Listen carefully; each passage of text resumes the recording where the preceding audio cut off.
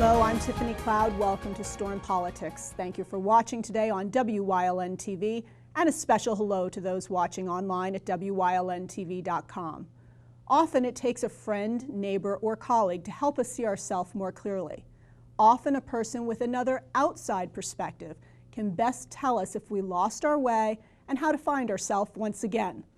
The same holds true for those who have come to this country in recent years.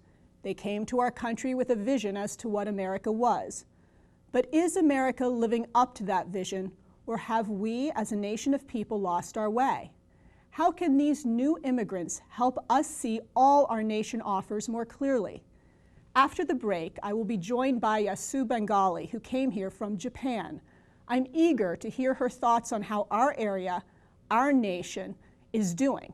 Are we on track? Aren't we on track? So stay tuned to Storm Politics only on WYLN.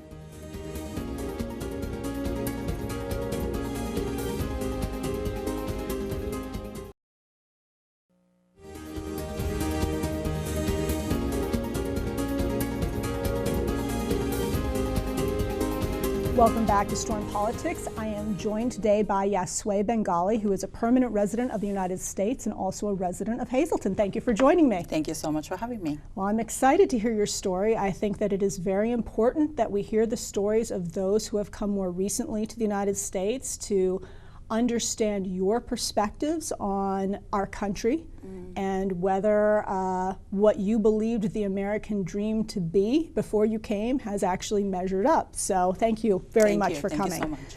I wanted to start first, Yasué, by having you tell us when you came to America and why you decided to come to America. First time I came to the United States when I was 17 years old. It was by chance. My family member, friends of family, I had the group of students from Tokyo to send it to Fremont. It's a town in Fremont, right outside of San Francisco in California, as an exchange student program. And I decided to join and see what it's like.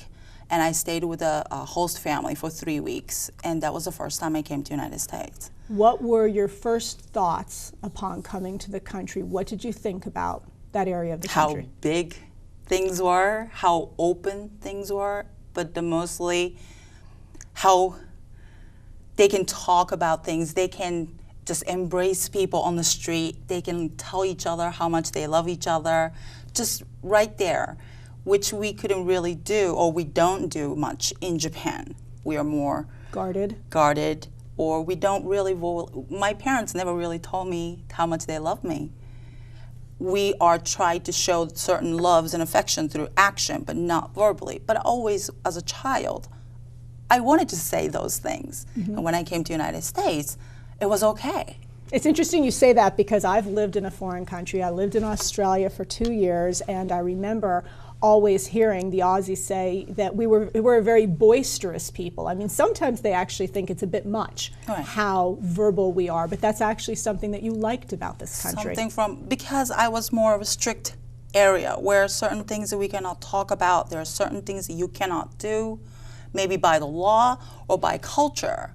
And when I came to the United States, I said, the possibilities are endless. Now, why did you choose the United States as opposed to doing an exchange program somewhere else?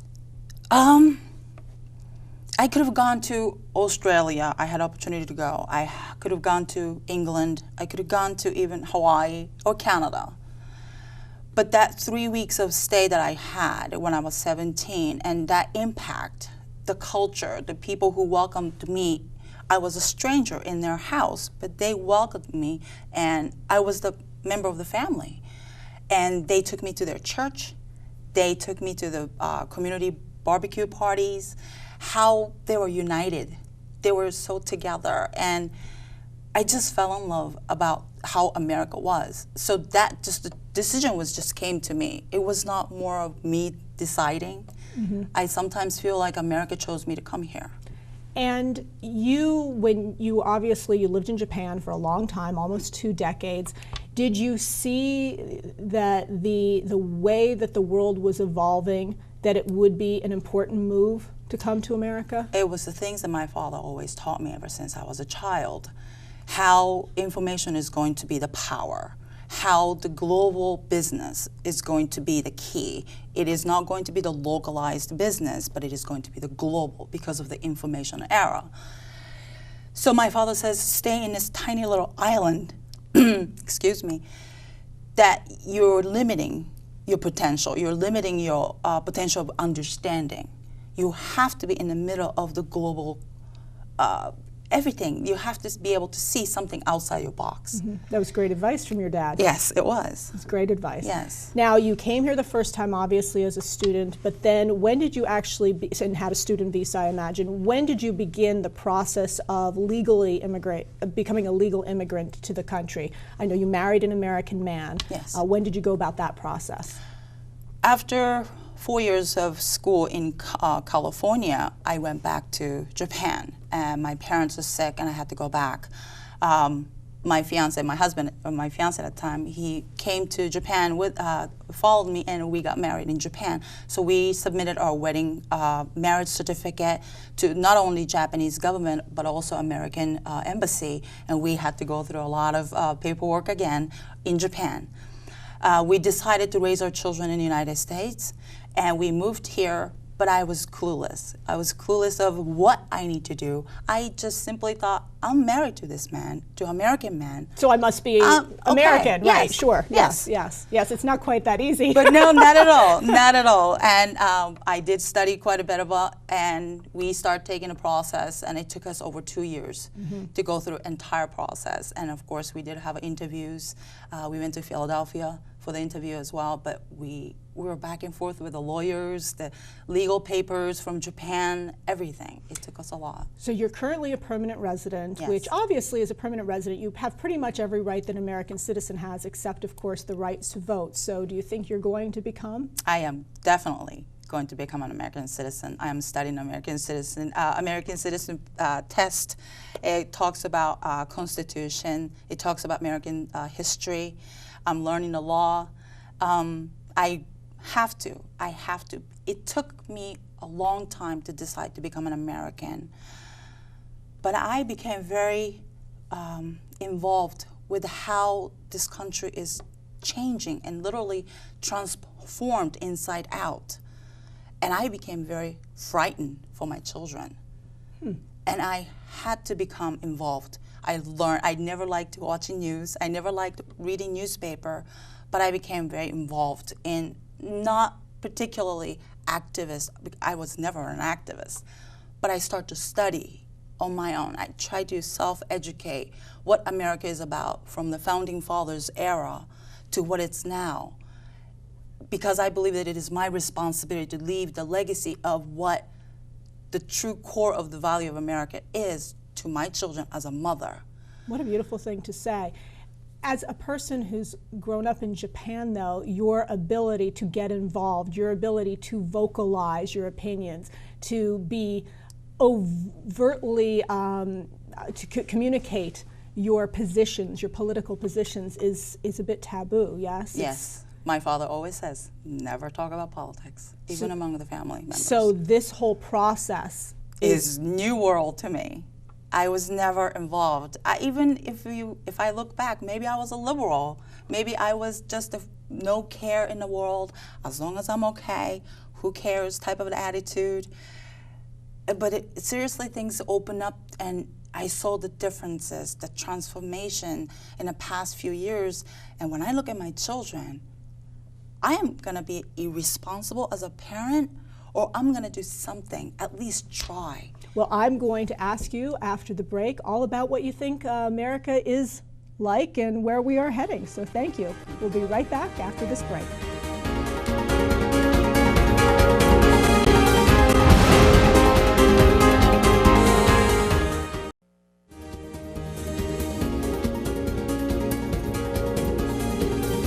Welcome back to Storm Politics. I'm joined today by Yasué Bengali.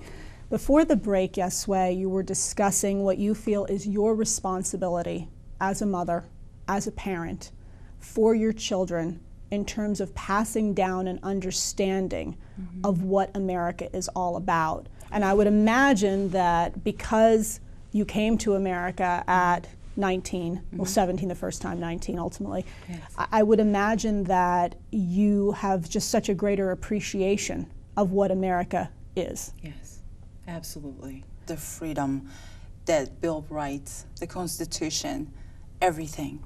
Everything means so much to me because I choose. In Japan, you inherit the culture. You inherit. You are there, now you must receive what it is. But immigrants like ourselves, we choose to be here. We want to embrace the value, the core value of American spirit, which is, it is about the God-given rights, but also it goes with the responsibilities as well. We talk about the rights. I have the right to do such. But we stop talking about our responsibility as a mother, as a community member, as a church member.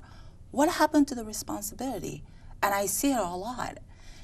And I have to make sure that my children understand before you voice and ask of rights, you have to deliver your responsibility as well. You gave me the chills. You've literally given me the chills because I think one of my frustrations, what I see happening is just such apathy. Almost like Americans, we've inherited this and we've taken our inheritance of all of these rights, all of this freedom for granted, and people have stopped being involved. They've stopped voting. Yes. They've stopped speaking out and voicing their opinions. And so I think what you're trying to tell us is not to take that for granted, that we have a responsibility. I truly believe that. How do you think, Yasué, the American dream has measured up, and how hasn't it measured up to what you thought it would be? The education, first of all, the college education, when I was attending community college in California, the system of education was great. It was more of a participating in learning instead of piling up all the education in your head and just to be able to pass tests. We were great at that in Japan. We were fantastic with math, fantastic with passing in tests, but we kind of stopped having a critical thinking. Oh, it's interesting you're saying this because when I was younger, when you were here when you were younger, it wasn't about passing tests. It wasn't about taking the PSSAs. It was about critical thinking. What I think you're telling me is we've become too much of a test culture. Oh, absolutely. And so you think we are in our education system now. You've seen over the last 20 years, we're losing our critical thinking in education. Absolutely. I'd agree with that. I understand, you told me before we started taping, you actually homeschool your children. Yes. Why have you chosen to do that? Oh. Is it because of the excessive testing, because of the loss of critical thinking? Absolutely, those are the reasons, but also there's more. I was blessed with amazing teachers when I was growing up. Not only students are to learn, but you are going to be the leader of the next generation, meaning that you have to involved in community. You have to, literally, we took a field trip to go up to the mountains and clean up the litter. That was the whole day event in school. And also we had an opportunity to meet with the mayors and then talk about how we think as a children make the city better. And we had underground passes. It was all dark and gloomy. It was so dangerous. And I suggested that we should have a fluorescent light and let's paint the whole underground path yellow so that it'll be bright and welcoming. And now I'm proudly tell you that in my hometown, entire underground passes are all with the fluorescent lights, with the yellow paint all over. Yellow. But I say, you have to involve. You have to be able to think. That's what the education is all about. Just because you're studying about American history for 1 hour and the 60 minutes comes, ding, you're done. No. Sometimes you really have to take one topic and then get the children involved and talk about it. What do you think about it? Do you even think that it's important? Mm-hmm. So you felt that you could do that at home A better lot better. than... A lot better. Interesting. Yes. Interesting. Do you take your kids on trips and field trips and go see places? Yes, absolutely. Recently, we just went to Lancaster and visit the Amish country and how the original, we look back in American history and why they came to United States. Again, they came there for freedom. Freedom from the religion, freedom of their lifestyle, their values. This was the only country they could have done so. And that's why they came. And I was so excited for my children to see the Amish country people riding the buggies and they're participating in church. It was a fantastic experience. Is there any area beyond perhaps education that you think we've lost our way a bit in America, that we've become a bit complacent, that we need to get focused again? Oh, individuality. We talk of group, any group. Let's say school, let's say state, a Pennsylvania state, or even the civil rights when it comes to Black, Asian, Caucasian, whatever. It's all about groups and what they're supposed to get. Ah. But what about us individually? It's okay to be a plumber. It's okay to be a teacher. It's okay to be a waitress. It is not about this collectiveness. It is about the individual talent and service. And once you pursue that, then I think it's going to be more prosperous. You will be able to understand others. You will never look down on other people, says, okay, you're this, you're not that. Well, that's fascinating you say that, because I hadn't really thought about it, but you're right. We have become much more of a groupthink society, an entitlement society. We've certainly come where certain groups are feeling entitled to certain things by virtue of being part of a group, and we have lost our individualism. We've lost the leaders from within. Right. And also, I believe, even when this country was founded, yes, we were united. Otherwise, we would never conquer this new world, a new experiment that the world never seen. We did have the connection in our hearts. We had the community spirit, the bond. However, individuality was also important. The tyranny, the feudalism, it was all about told down from the top what you're supposed to do. But the American spirit was about to become who you are. I'm going to have to take a quick break with that. We'll be right back with Storm Politics.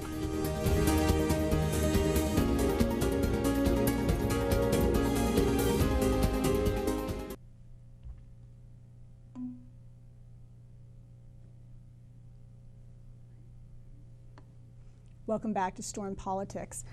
Yasué, is speaking English something you feel is important to do as an immigrant in this country, or not necessarily? Absolutely important. This is the country, every immigrant, not only we want to learn English, but this is the language that we communicate in this country. I never knew how to speak English when I came. It was so hard for me to connect my phone into my dorm. That was the hardest thing ever, I remember. But I believe that if I choose to come here, I am supposed to blend in, not only blend, you have to learn the culture. You have to become to assimilate. And that's right. You have to.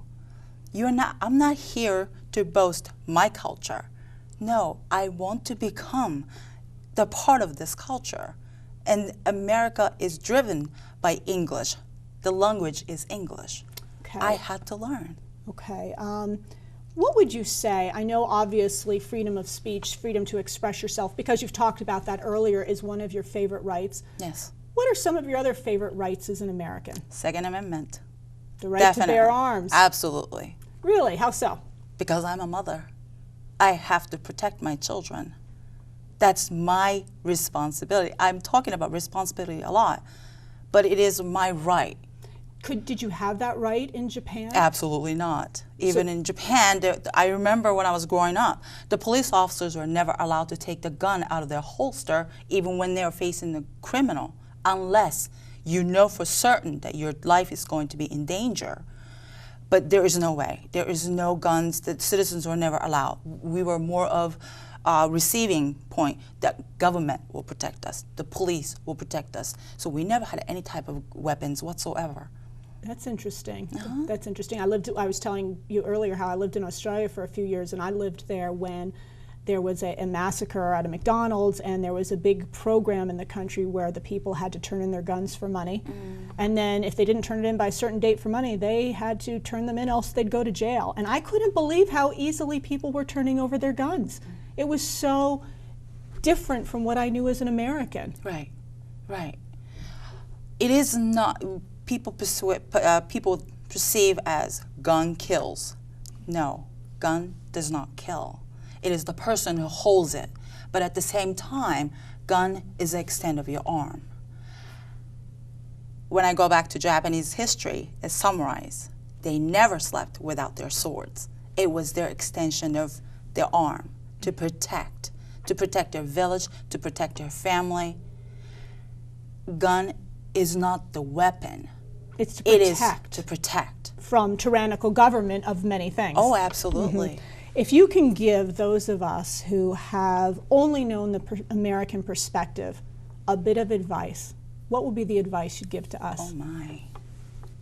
I think you should really learn American history. There are quite things, it's incredible how history are changed, not only changed, erased. I was stunned when I asked a teenager who Frederick Douglass was. He says, who?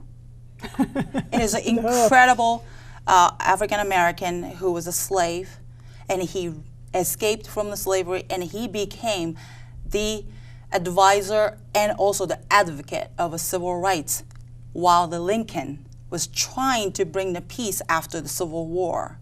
If it wasn't for Frederick Douglass, Lincoln would have never succeeded, which I believe.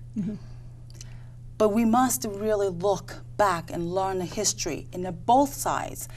Every book that you can pick. Because if you don't learn the history, you will never understand the future. Thank you very much for joining me, Yasué. I appreciate it. And remember, folks, when you look around and you don't like what you see, don't complain about it. Do something about it. Thank you for watching.